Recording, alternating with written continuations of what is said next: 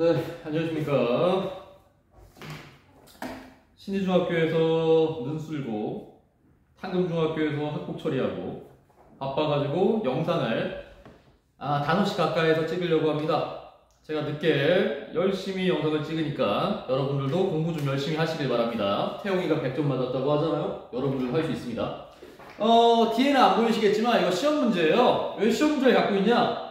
당연히 내가 만들었으니까 내가 갖고 있죠. 그래서 여러분들 문제 찝어주는 것만 대충 봐도 한 80점 이상은 나옵니다. 제발 이 영상 한 번은 꼭 보시길 바랍니다.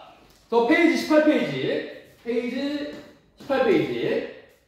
보시면 1번 우정이란 무엇이고 왜 중요하냐는 너무 쉬운 내용이에요. 초등학생도 풀 수 있는 내용이라 시험에 안 내고요. 보시면 1번에 가에 반가로 세 번째 우정의 중요성. 우정이 왜 중요하냐? 우정의 중요성. 우정이 먼저는 제가 굳이 말 안 할게요. 친구 사이에서 사랑이잖아요. 그래서 보시면 정서적인 안정감을 느낄 수 있고 성숙한 인격을 형성할 수 있으며 자아도취성 형성에 도움을 주고 타인을 이해하는 공감 능력 향상에 도움이 된다. 여기 다 나와 있습니다. 선생님들이 시험 낼 때 가장 좋아하는 게 이게 네 가지가 나와 있는 거예요.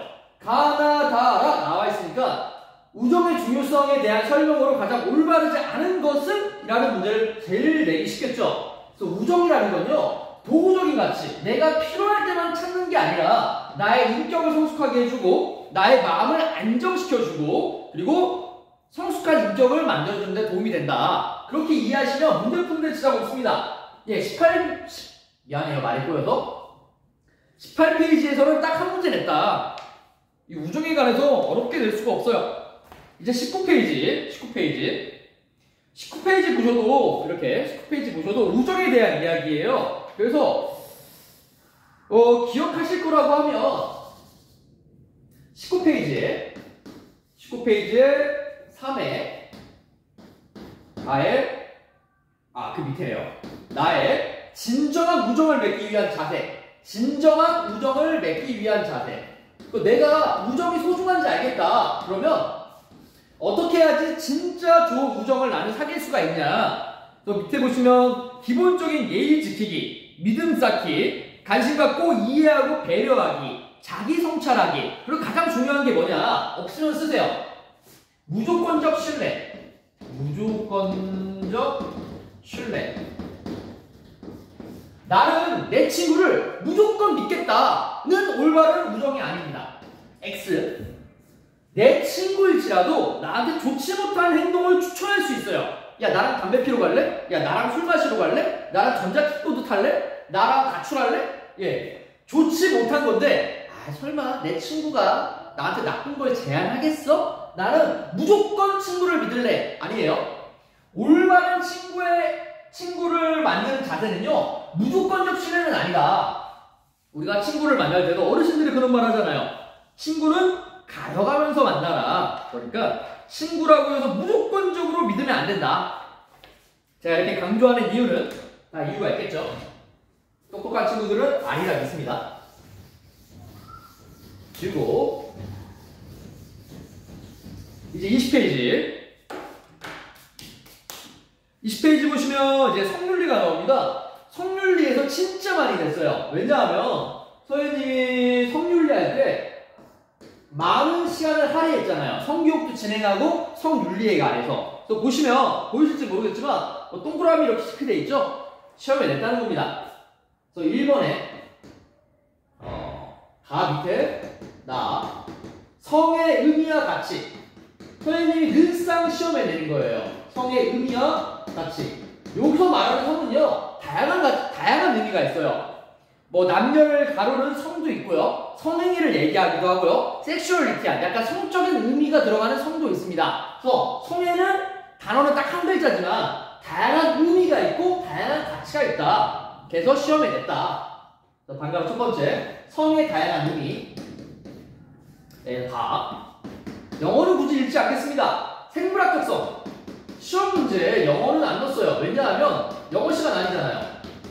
생물학적 성은 뭐냐? 말 그대로 태어날 때부터 정해지는 성이에요. 제가 성교육 씨한테 말을 했는데 언제 남자인지 여자인지 결정된다고 했나요? 예, 엄마 뱃속에서 결정된다고 했죠? 생식기가 엄마 뱃속에서 태아 상태에서 결정되기 때문에 생물학적 성은요, 선천적인 성이에요. 그래서 제가 아마 이거를 필기하라고 쓸 겁니다. 선천적으로 정해지는 성이기 때문에 사람이 함부로 바꿀 수 있는 게 아니다. 그리고 두 번째다. 사회적 성. 아유, 분필이 조금. 사회적 성은 제가 이것도 필기하라고 쓸 겁니다. 선천적인 게 아니라 이거는 사회적으로 만들어지는, 태어나서 만들어지는 후천적인 것이다. 후천적 성. 그래서 사회적으로 어떠한 사회는 남성다움이, 어떠한 사회는 여성다움이, 어떠한 사회는 모성애가 강한 사회, 어떤 경우는 부성애가 강한 사회, 이것처럼 사회적으로 결정되는 성을 남자는 이래야 돼, 여자는 이래야 돼 결정되는 게 사회적 성이다. 그리고 다 섹슈얼리티, 성적인 모든 것을 얘기합니다. 성적인 것.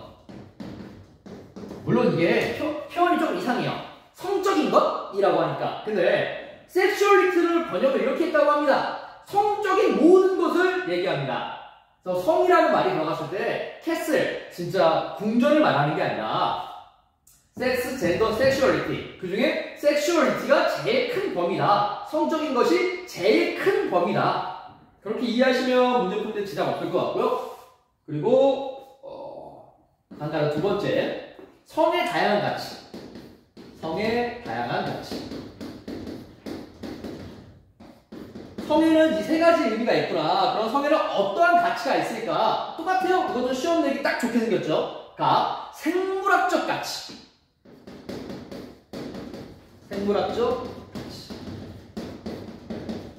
이 생물학적 가치가 무슨 말이냐? 여러분들 아기는 어떻게 태어납니까? 엄마 아빠가 손잡고 자면 애가 생겨요? 이거는 유치원생들한테 그렇게 교육을 하죠. 엄마 아빠가 사랑해서 한 침대에서 손을 꼭 껴안고 100일간 같이 잠을 자면 예쁜 병서가 생겨. 뭐 이렇게. 근데 여러분들은 15살이잖아. 알 거 다 나이잖아요. 그래서 생물학적 성은 말 그대로 아이를 가지기 위해서, 생명을 탄생시키기 위해서 하는 성적인 행위를 생물학적 가치이다. 두 번째다. 쾌락적 가치. 쾌락적 가치. 성적인 행위는 쾌락을 준다. 이거는 뭐 식물은 모르겠지만 동물이라면 다 그럴 것 같아요. 이제 뭐 패스하고. 그리고 다 인간만이 가치는 가치, 인격적인 가치. 인격적 가치.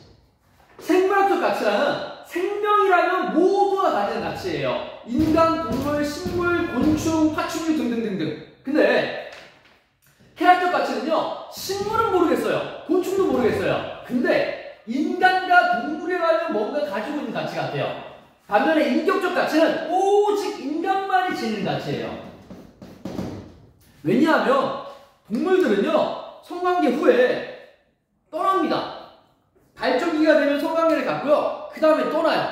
그게 자연의 이치예요. 근데 우리 인간 사회에서 성관계 후에 아이가 생겼는데 책임도 안 지고 떠나나간다? 범죄예요. 소위 말해서 인간 쓰레기가 할 짓이에요. 이것처럼 인격적 가치는요, 내가 좋아하는 사람과 성적인 행위, 스킨십을 했을 때 좀 더 깊은 관계가 되는 걸 느끼는 거를 인격적 가치라고 한다. 이렇게 말하면 됐습니다. 시험 문제 이렇게 냈던 것 같고요. 잠시만요. 시험 문제 잠깐만 훑어볼게요. 아까 보고 오긴 했는데, 오케이. 20페이지에서는 이 두 문제 냈네요. 이 두 문제 서로 대조랄까요? 비교하면서 문제 풀면 쉽기 때문에 문제 푸는데 큰 지장 없을 겁니다. 제일 많이 낸 문제는 21페이지 같은데 이거 좀 지우고,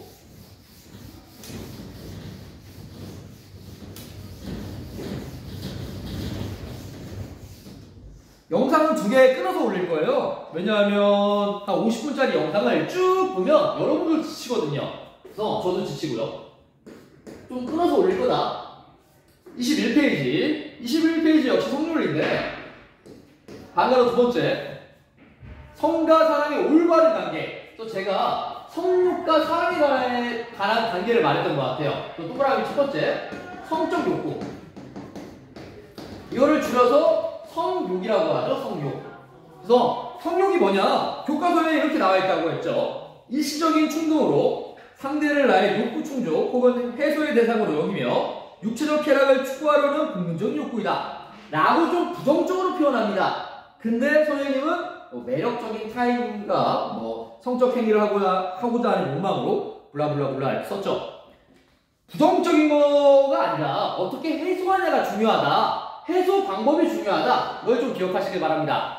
성적 욕구 그 자체가 문제가 아니라 성적 욕구는요 어떻게 해소하냐가 중요해요. 그 다음에 어떤 거냐 두 번째 사랑. 뭐 사랑에 관해서는 굳이 제가 말 안 해도 될 것 같은데 사랑은 사람이 아니어도 느낍니다. 예를 들어 아이폰을 너무 사랑할 수 있잖아요.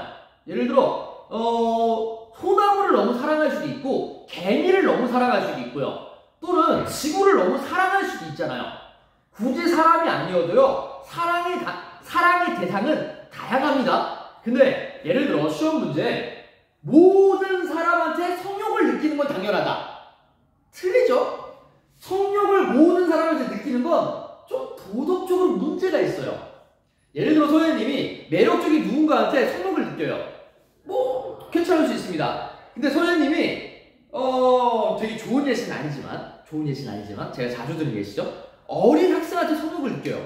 그거는 잡혀 들어갈 문제잖아요. 이것처럼 모든 존재한테 성욕을 느낀다 라는 건 도덕적으로 옳지 않습니다. 이상한 거예요. 그리고 사랑과 성욕은 떨어질 수가 있다? 떨어질 수가 없다. 제가 수업 시간 때 그것도 열심히 말을 했던 것 같고요. 그리고 사랑을 표현할 때는 뭐 그런 게 있죠. 내가 누군가를 좋아하는 게 뭐 불쾌감을 줄 수가 있다. 그러니까 사랑을 표현하는 게 나쁜 건 아니지만 모든 사랑을 표현하는 건 좀 그럴 수가 있다. 그래서 사랑을 표현할 때는요 상대방의 의사가 중요해요. 저번에 제가 수업 시간에 말을 한 것 같은데 고백을 할 때도 세 번이 초과가 되면 그러니까 세 번째부터는요 스토킹법으로 신고가 되는 걸로 알고 있습니다. 뭐 그 정도만 말하면 얼추 된 것 같고요. 그리고 밑에다 성과 사랑에 대한 입장. 제가 그래서 뭐 보수주의, 중도주의, 그다음 뭐 진보 또는 자유. 여기는 제가 자유라고 했죠. 주의의 입장을 말했던 것 같아요. 보수주의의 올바른 성관계의 기준은 결혼이라고 했습니다. 표현이 나와있죠. 그 다음에 중도주의의 올바른 성관계의 기준은 사랑이라고 했고요. 자유주의의 올바른 성관계의 기준은 동의라고 했습니다. 즉 보수주의 입장에서는요 오직 결혼한 사이에서만 갖는 성관계가 올바른 성관계고요. 중도주의 입장은요 결혼하지 않아도 서로 사랑하는 연인 관계라면 올바른 성관계인 거예요. 자유주의 입장에서는요 연인 관계가 아닐지라도 서로 동의, 오케이 했다면 올바른 성관계의 기준이 된다. 그래서 제가 이걸 얘기해 줬습니다. 세 입장 모두 다 남한테 피해를 주는 범죄 행위는 올바른 성행위가 아니다 라는 입장 역시 말해 줬고요. 녹화가 잘 되니 잠깐 보겠습니다. 13분째 하고 있군요. 그 다음에 그 밑에 사랑에 관한 학자. 그래서 제가 에리 프롬과 스턴버그 얘기했죠. 보이실지 모르겠지만 여기 V에 동그라미 돼 있잖아요. 시험 문제 냈다는 얘기입니다. 잠깐 시험 문제를 보면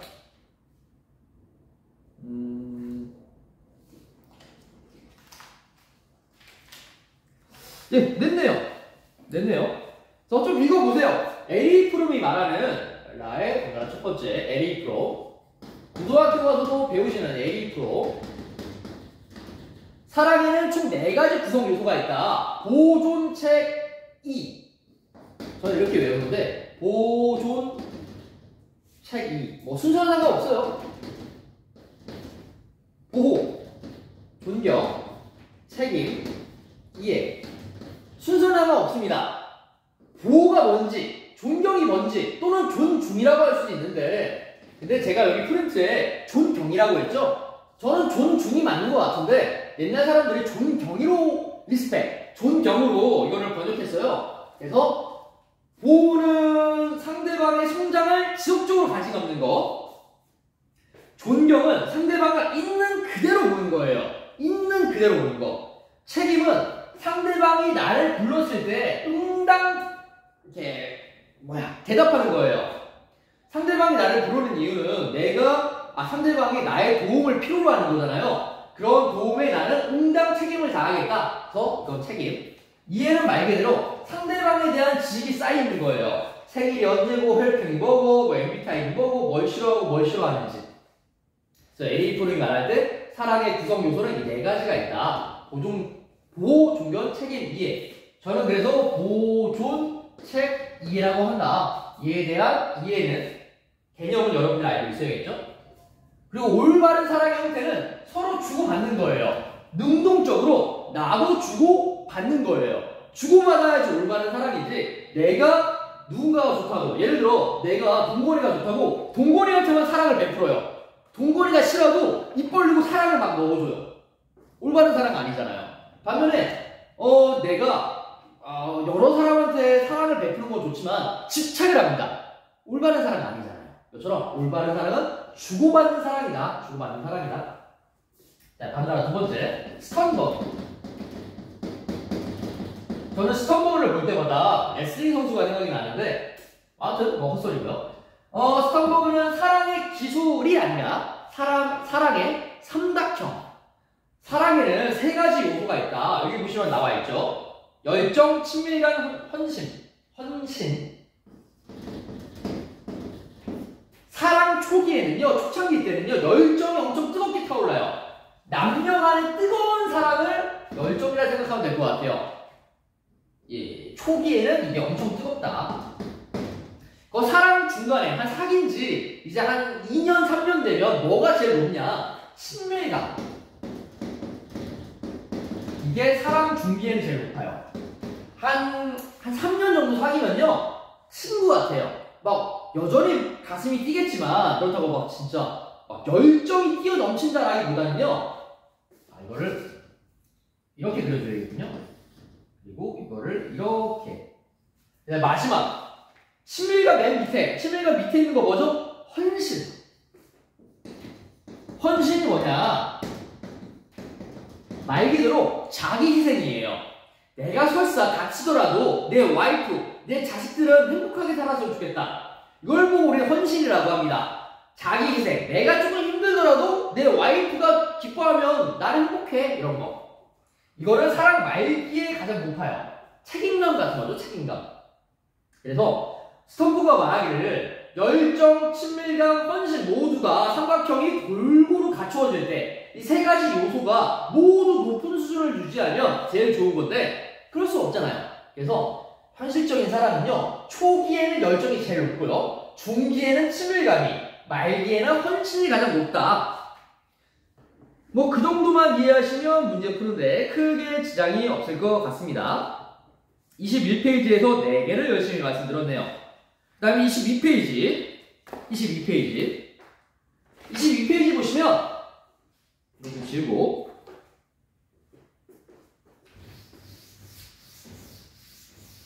신내중학교가 다 좋습니다. 왜냐하면 저는 작은 학교에서도 근무를 했었고, 뭐 엄청 큰 학교는 아니지만 청주 시내에서 뭐 학교에서도 근무를 하고 있고 근무도 했었고요. 근데 작은 학교는요, 작은 학교만의 매력이 있어요. 무슨 매력이 있냐? 물론 우리 신리중은 똥냄새도 나지만 서로 아껴주는 마음이 상당히 큽니다. 친구들이 손에 꼽을 만큼 전교생이 20명이 좀 안 되다 보니까 서로 똘똘똘 뭉쳐있는 마음이 상당히 예뻐 보입니다. 그래서 지금 여러분들 서로 싸우지 말고, 전학생 왔다고 텃세 부리지 말고 좀 잘해주시길 바랍니다. 아무튼 22페이지의 맨 밑에 청소년기의 바람직한 성윤리. 한가람 두 번째, 바람직한 성윤리. 말 그대로 올바른 성윤리는 뭐냐? 시험을 냈습니다. 뭐 성적 욕구 조절 및 책임 있는 행동, 부적절한 성적 요구에 대한 정확한 거부 의사 표현, 상대방을 성적 쾌락의 수단으로 삼지 않고 상대의 의사를 존중해야 되고, 뭐 등등등등등. 가장 잘 기억해야 되는 게 성욕 그 자체가 나쁜 게 아닙니다. 성욕을 어떻게 표현하냐, 성욕을 어떻게 해소하냐, 성욕을 어떻게 절제하냐가 중요해요. 그리고 사랑과 성욕은 떨어질 수가 없다. 내가 매력적인 상대방한테 성욕을 느끼는 건 당연하지만 모든 존재한테 또는 모든 사람한테 성욕을 느낀다. 그건 좀 문제가 있겠죠. 예를 들어 모든 사람은 성욕이 있다 라고 하면 그건 맞는 말이에요. 근데 모든 사람한테 성욕을 느낀다, 그건 좀 잘 생각해 보시길 바랍니다. 그리고 22페이지는요 한번 읽어보세요. 그리고 이제 23페이지 여기다 쓰겠습니다. 23페이지 이성 친구와 바람직한 관계를 형성하는 방법은 무엇이냐. 말 그대로 좋은 여자친구, 좋은 남자친구를 왜 사귀어야 되냐. 그래서 3회 가 청소년기의 이성교제. 청소년기의 이성교제. 여러분들도 이제 나이가 좀 차다 보면요 분명히 연애를 할 거예요. 물론 헤어진 친구도 있겠죠. 근데 그게 중요한 게 아닙니다. 왜 청소년기 때 연애하는 게 나한테 좋냐 보시면 방금 첫 번째, 청소년기의 올바른 이성 교제는 뭐에 도움이 되냐? 인격 향상에 도움이 돼요. 왜 인격 향상에 도움이 되냐? 밑에 있어요. 감성이 풍부하게 되고 인격을 성숙하게 도와준다. 남자 여자는 차이가 있습니다. 근데 교제를 통해서 여자는 남자와 이게 다르구나, 남자는 여자와 이게 다르구나, 이거를 좀 더 잘 이해할 수 있게 돼요. 그리고 상대방과 더 밀접한 관계가 되는 거잖아요. 그러다 보니까 감성도 풍부해지고요, 공감 능력도 올라가요. 여러분들이 아무리 친한 친구라고 할지라도 연인 사이만큼은 아닐 거예요. 그 밑에 또 읽을게요. 성에 따른 차이를 이해하고 다른 사람의 감정을 더 이해할 수 있다. 즉 공감 능력이 향상된다는 거죠. 그리고 삶의 활력을 불어넣어주며 올바른 사랑에 대해서 배울 수가 있다. 말 그대로 내가 누군가의 사랑에 빠지면요 그 사람을 만나기 위해서, 그 사람한테 더 잘해주기 위해서 인생을 더 열심히 살게 될 겁니다. 반면에 잘못된 이성 교제는 어떠한 문제가 되냐. 미안해요. 이게 방금 두 번째네요. 잘못된 이성 교제에는 어떠한 문제점이 있냐. 시험 문제 만들 때는요 이런 문제점이 좀 더 중요해요. 이성 교제는 어떠한 문제점이 있냐. 성적인 관심에만 빠져 인격적인 만남이 실패한다. 상대방을 약간 성적인 도구로만 보는 거예요. 나의 성욕 해소의 도구로만 보는 거예요. 그런 사람은 멀리 하세요. 근데 이게 청소년기 때는 아직 어리숙하기 때문에 그럴 가능성이 크다. 그리고 지나친 기대와 집착으로 큰 부담과 상처를 주고 상처가 남을 수 있다. 첫 데이트인데 막 에버랜드 가길 원해요. 첫 데이트인데 막 되게 비싼 카페에 가길 바래요. 학생인데. 성인도 그러기 어려워요. 그러니까 너무 기대가 크면 안 됩니다. 근데 요즘에는 뭐 틱톡이다, 유튜브다, 드라마다 뭐다 때문에 이런 연애에 대한 기준이 너무 높아요. 그래서 포기하는 사람들이 많다고 합니다. 여러분들은 포기 안 했으면 좋겠어요. 기대를 너무 높게 잡지 마시길 바랍니다. 그리고 가족과 친구 등 다른 사회적 관계에 소홀할 수가 있다. 너무 내 애인과 너무 내 연인과만 놀고 연인과의 관계만 생각하다 보니까 친구 관계가 박살이 납니다. 나 남자친구 만나야 돼, 나 여자친구 만나야 돼, 다음에 만나자. 그래서 친구들이 떨어져 나가요. 그리고 엄마 아빠랑 대화하는 시간보다 남자친구 여자친구랑 대화하는 시간이 많다 보니까 엄마 아빠 그리고 내 여동생 남동생과의 관계도 박살이 납니다. 이거는 역시 부정적인 거. 그리고 일상생활에 지장을 줄 수 있다. 다 합쳐서 지장을 줄 수 있다는 거죠. 그리고 밑에 바람직한 이성교제의 태도. 그러면 올바른 이성교제를 어떻게 해야 되냐. 읽어보세요. 이성교제의 목적과 한계를 아셔야 됩니다. 청소년 때 만난 연인이 결혼까지 이어지는 경우는 거의 없어요. 그래서 반려자, 나의 결혼 파트너를 찾는 게 아니에요. 나의 연인 상대를 찾는 거예요. 파트너 중에 결혼이 아니라 연애 상대를 찾는 것이다. 평생의 반려자 찾는 거 아니에요. 그리고 너무 집착해서도 안 되고요. 예의를 차려야 돼요. 그래서 평등하고 서로 배려하는 관계를 가져야 되고요. 그리고 신중하고 책임 있는 자세를 지녀야 됩니다. 쟤랑 사귀었다가 얘랑 사귀었다가 C랑 사귀었다가 Z랑 사귀었다가 Y랑 사귀었다가 그러면 안 되겠죠? 그 정도만 말하면 이제 성윤리 끝났습니다. 문제는 많아요. 성윤리에 대한 이야기는 많은데 여러분들이 성윤리에 대한 문제를 좀 읽고 잘 풀어보시길 바랍니다. 일단 이웃생활은 잠깐 끊고 진행하도록 할게요.